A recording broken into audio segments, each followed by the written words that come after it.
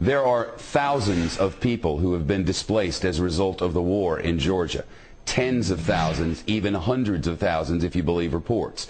Among the unfortunate civilians caught in the crossfire in this conflict, a 12-year-old girl from outside San Francisco.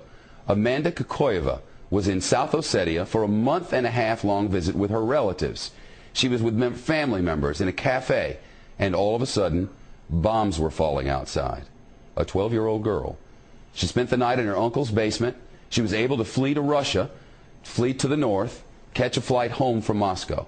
With us now, Amanda Kokoyeva and her aunt Laura, live with us from our San Francisco bureau.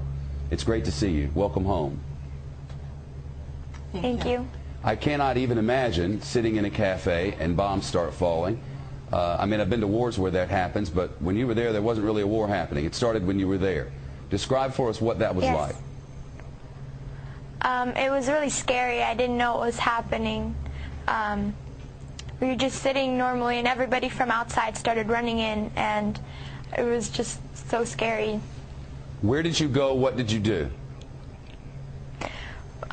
We called my uncle on the restaurant house phone because our cell phones weren't working. And so we called him, and he came to pick us up and drove us to his house. We ended up spending the night in the basement. Were there bombs falling all the while? I didn't see any. But before I say anything else, I just want to say that I was running from Georgian troops bombing our city, not Russian troops. I want to say thank you to the Russian troops that were helping us out. Where is your family now, and how are they? Some of my cousins, aunts, and uncles are in North Ossetia right now, and they are safe. But my grandma and some of my aunts and uncles are still back there, and I don't know. We don't have any contact with them. I don't know if they're alive or anything. Wow, I know your aunt is with you. This I cannot even imagine. I mean, seeing a 12-year-old go through all of this, it must have been horrifying. Yeah, it was horrifying for all of us, and main thing I wanted to say on the television, I want you to know to whom to blame on this conflict.